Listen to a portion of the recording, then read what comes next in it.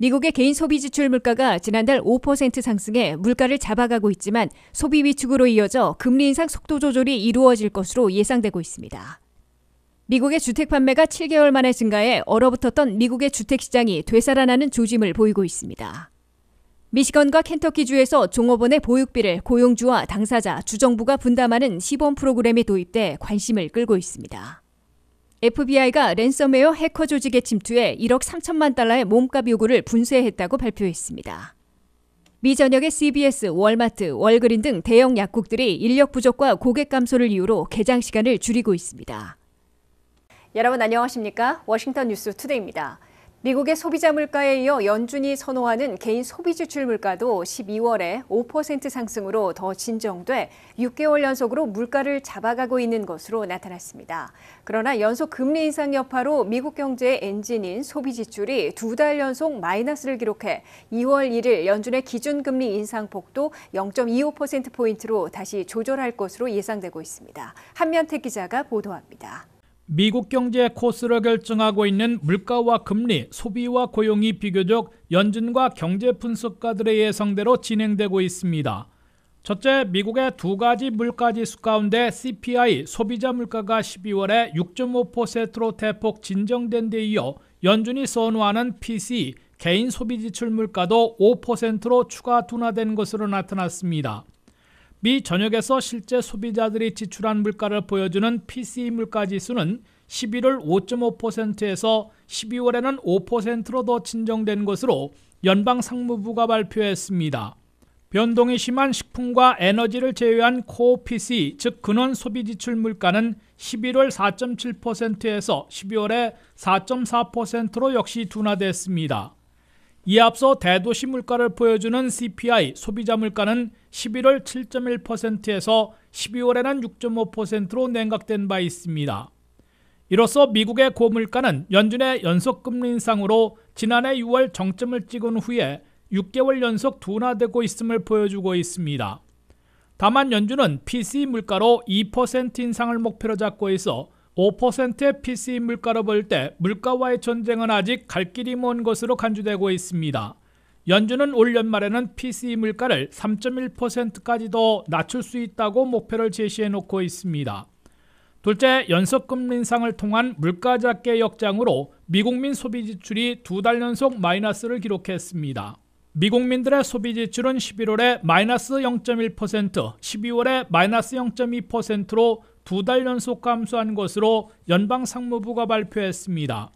미국민 소비지출은 미국 경제 GDP에서 근 70%나 차지하고 있어 소비지출의 연속 감소는 경기 침체의 뚜렷한 신호로 해석되고 있습니다. 셋째, 연준은 새해 첫 회의인 2월 1일부터 기준금리 인상폭을 0.25포인트로 더 낮추는 속도 조절을 다시 하게 될 것으로 시사하고 있습니다.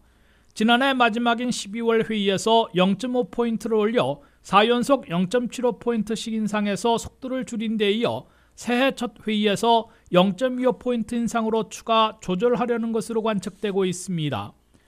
연준은 2월 1일 회의에서 0.25포인트씩 두세 번 금리를 올린 다음에 올봄 5월쯤부터 인상을 일시 중지하는 대신에 5%대 금리를 올 연말까지 유지한다는 결정을 할 것으로 경제 분석가들은 내다보고 있습니다.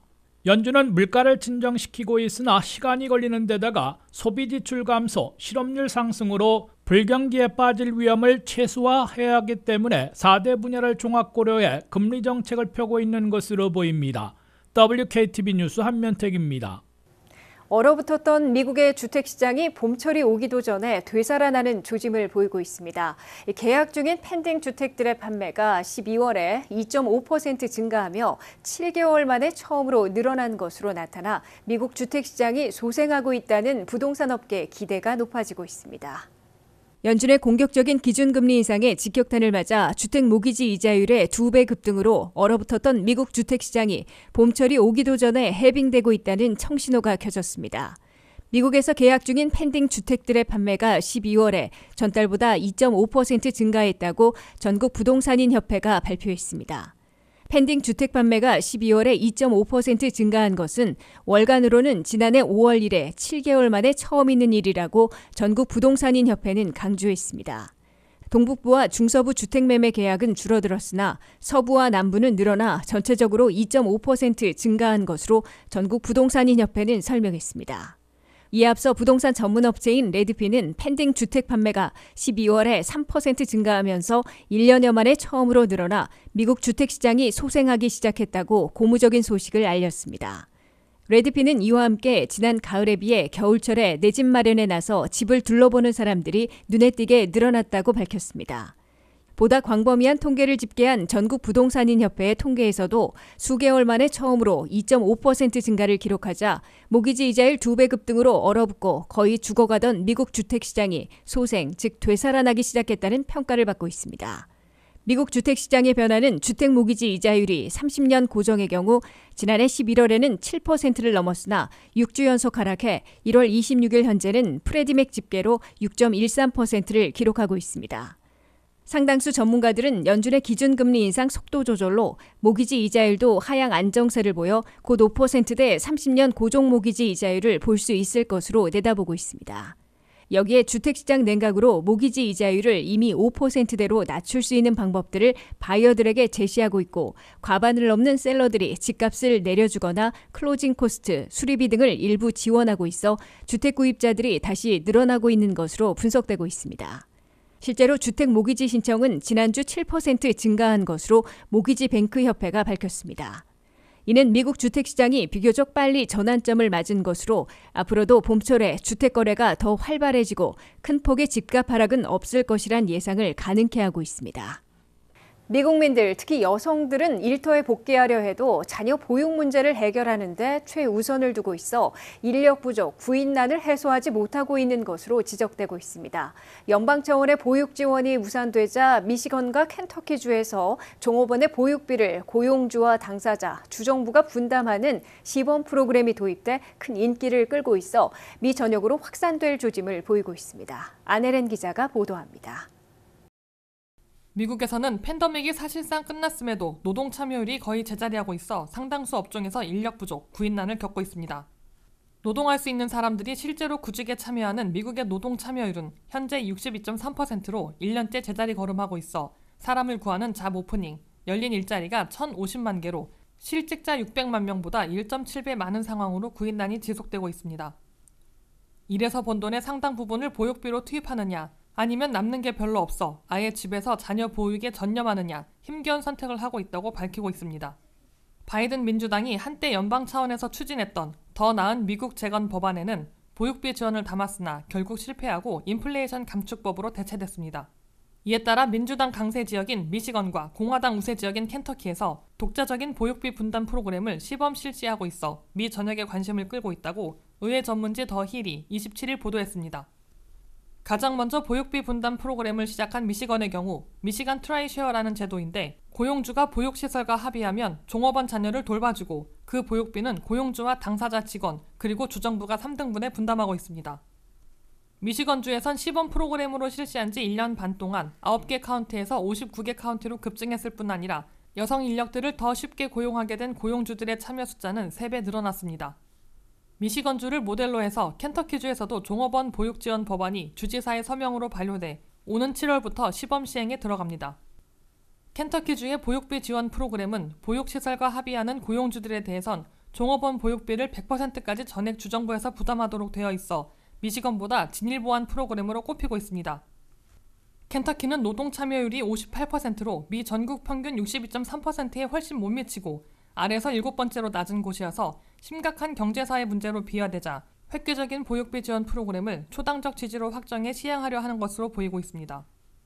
미시건과 켄터키주의 보육비 분담 또는 전액 지원 프로그램은 민주, 공화 양당의 정치인들이 다수가 지지하고 있는 초당적 이슈인데다가 주민들로부터 높은 인기를 끌기 시작해 미 전역으로 확산되고 연방 차원에서도 재추진될 것으로 예상되고 있습니다. WKTV 뉴스 안혜린입니다. FBI가 러시아계로 보이는 랜섬웨어 해커 조직에 침투해 1억 3천만 달러의 몸값 요구를 분쇄한 것으로 발표했습니다. HIVE라는 해커 범죄 조직은 주로 병원 등의 네트워크에 침투해 시스템을 셧다운시켜놓고 이를 풀어주는 대가로 1억 달러 이상의 몸값을 뜯어왔는데 이번에는 1억 3천만 달러를 갈취하려다가 FBI의 덜미를 잡혔습니다. 한면택 기자가 보도합니다. 미국의 사이버 전쟁에서 획기적인 전과를 올린 것으로 자평하고 있습니다. 연방법무부와 FBI 연방수사국은 수개월간의 수사 끝에 전 세계적으로 악명 높은 랜섬웨어인 하이브 그룹의 네트워크에 침투해 미국 내 병원들을 중심으로 거액을 갈취하려던 범죄 조직을 차단했다고 발표했습니다. FBI는 지난해 여름부터 추적하기 시작해 랜섬웨어로 피해 있고 거액의 몸값을 지불토록 협박받아온 피해자들의 신분으로 하이브 그룹의 네트워크에 침투하고 접근할 수 있는 키번호를 파단하는 데 성공했으며 이 랜섬웨어의 암호를 해독해냈습니다. FBI는 그 결과로 하이브라는 악명 높은 해킹 범죄 조직의 서버를 압수한 것으로 밝혔습니다. FBI는 독일과 네덜란드 경찰으로부터 도움을 받았다고 밝혀 이들의 서버가 미국 아닌 해외에 있었을 것으로 추정되고 있습니다. 하이브 그룹은 주로 대형 병원이나 학교 네트워크 등에 침투해 랜섬웨어를 깔아놓고 주요 파일들을 오작동시켜 셧다운하게 만든 다음에 이를 풀어주는 대가로 거액을 요구해온 악명 높은 해킹 범죄 조직으로 꼽히고 있습니다. 하이브 랜섬웨어 그룹은 지금까지 주로 대형 병원과 학교 등 1,500곳을 사이버 공격해 풀어주는 몸값으로 무려 1억 달러나 뜯어낸 것으로 FBI는 밝혔습니다. 특히 이번 작전으로 하이브가 뜯어내려던 1억 3천만 달러의 몸값 지불 협박을 분쇄한 것으로 FBI는 강조했습니다. 하이브 랜섬웨어 그룹으로부터 셧다운 피해를 당하고 거액을 뜯긴 피해자들의 절반은 미국 내 병원과 학교 등인 것으로 나타났습니다. 이번 FBI 수사 결과에 대해서 연방법무부는 미국은 해커들을 해킹해 악명 높은 랜섬웨어, 몸값 요구 범죄 조직 중 대표적인 그룹을 차단한 것으로 21세기 사이버 전쟁에서 한 획을 그은 것이라고 자평했습니다. 하이브 그룹은 주로 러시아어를 쓰고 있는 해커들이 동유럽의 서버를 구축해놓고 활동하고 있는 것으로 추정되고 있습니다. 이 때문에 사이버 전쟁에서 FBI가 이들 네트워크 핵심 서버를 압수하고 폐쇄시켰으나 완전 일망타진했다고 보기는 어렵고 실제로 조직원들을 체포하지는 못한 것으로 보입니다. WKTV 뉴스 한면택입니다. 미 전역에서 약국들 가운데 대부분을 차지하고 있는 CVS, 월마트, 월그린 등 대형 약국들이 약사 인력 부족과 고객 감소를 이유로 개장 시간을 대폭 줄이고 있습니다. 월마트 약국의 경우 문 닫는 시간을 밤 9시에서 저녁 7시로 줄이고 CVS와 월그린 약국은 개장 시간 단축, 고객이 적은 시간 또는 주말에 문을 닫는 영업 단축 방안을 내놓고 있습니다. 안혜린 기자가 보도합니다. 팬데믹 기간 중 획기적으로 확장됐던 대형 약국들이 일상 복귀와 수요 감소, 약사 부족에 맞춰 개장 시간을 대폭 단축하고 있다고 월스트리트 저널이 27일 보도했습니다. 미국 최대 약국 체인점인 CVS는 전체의 3분의 2나 되는 9,000곳의 약국에서 개장 시간을 단축하게 된다고 발표했습니다. CVS는 환자 고객이 매우 적은 지역이나 약사 1명이 근무하는 곳부터 개장 시간을 크게 줄이게 된다고 밝혔습니다. CVS는 가장 많은 환자 고객들이 가장 많이 요구하는 시기에 더 집중해 서비스하기 위한 조치라고 설명했습니다. CVS는 만약 영업시간을 단축해 일찍 문을 닫은 약국에 찾아오는 고객들에게는 그 시간대에 문을 열고 있는 인근 약국 정보를 안내해줄 것이라고 밝혔습니다. 월마트는 매장 내 약국 4,600곳에서 3월까지 문 닫는 시간을 현재 밤 9시에서 저녁 7시로 앞당기는 방법으로 개장 시간을 줄인다고 발표했습니다. 월마트 약국은 이미 문 닫는 시간을 앞당긴 곳도 있으며 전체 매장 영업시간에 맞춰 약국 시간도 조정하고 있다고 밝혔습니다. 월그린 약국의 경우 고객 수요가 극히 적은 곳에서는 주말에는 아예 문을 닫는 곳도 있을 것이라고 밝혔습니다. CVS와 월그린 약국은 이와는 별도로 미 전역에서 수백 곳의 약국 체인점을 영구 폐쇄해 약국 숫자를 대폭 줄이고 있습니다. 대신 CVS와 월그린의 경우 약사 보조사들인 테크들의 시간당 최저임금을 이미 15달러로 인상했습니다. 월마트는 최근 약사 보조 인력의 시간당 임금을 20달러까지 올리기로 했습니다.